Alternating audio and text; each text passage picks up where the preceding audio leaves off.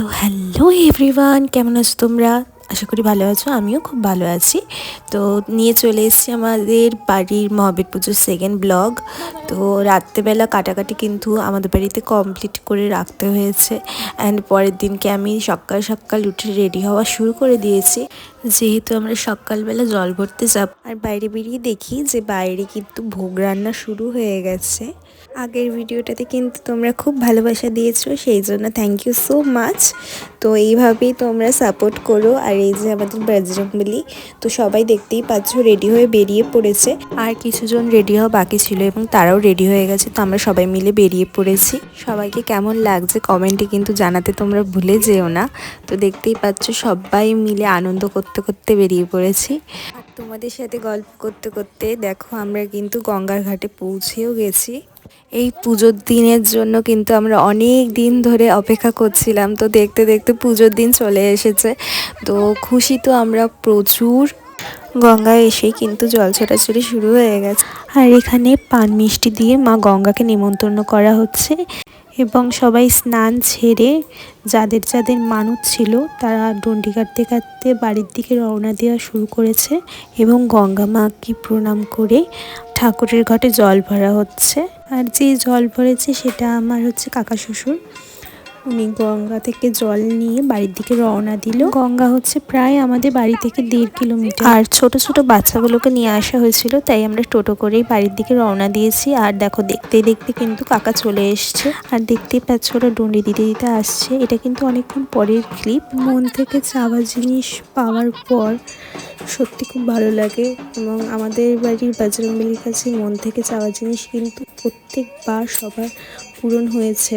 এবং আমাদের বাড়ির বজরংবলী সত্যিই খুব জাগ্রত, যেটা আমরা সবাই অনুভব করতে পারি। আমাদের বাড়ির পুজো যেহেতু সন্ধেবেলায় স্টার্ট হয়, তো আমি রেডি হওয়া শুরু করে দিয়েছি। সকালবেলায় একরকম লুক ছিল, তো এই বেলা একটু আলাদা রকম সাজার চেষ্টা করেছি। পুজো দিতে প্রায় সবাই চলে এসছে। আর এখানে কিন্তু পুজো স্টার্টও হয়ে গেছে। আর খুব সুন্দর করে সাজানো হয়েছে আমাদের বজরংবলীকে। আর আমিও কিন্তু রেডি হয়ে চলে এসেছি। কেমন লাগছে আমাদেরকে সবাই জানিও। আমাদের বাড়ির মহাবীর পুজো অনুষ্ঠানটি তোমাদের কেমন লাগছে সেইটা তোমরা জানাতে কিন্তু ভুলে যেও না। আর পুজো শুরু হয়ে গেছে। এখানে কিন্তু আমাদের নিয়ম শুরু হয়ে গেছে। ইনিই হচ্ছে আমাদের বাড়ির পুরোহিত। আর এখানে কিন্তু হোমযজ্ঞ হওয়া শুরু হয়ে গেছে। দেখতেই পাচ্ছ সব কাকারা অ্যান্ড আমার হাজবেন্ডও বসে পড়েছে। আর যজ্ঞ শেষ হওয়ার পরেই কিন্তু ধুনুচি নাচও শুরু হয়ে গেছে।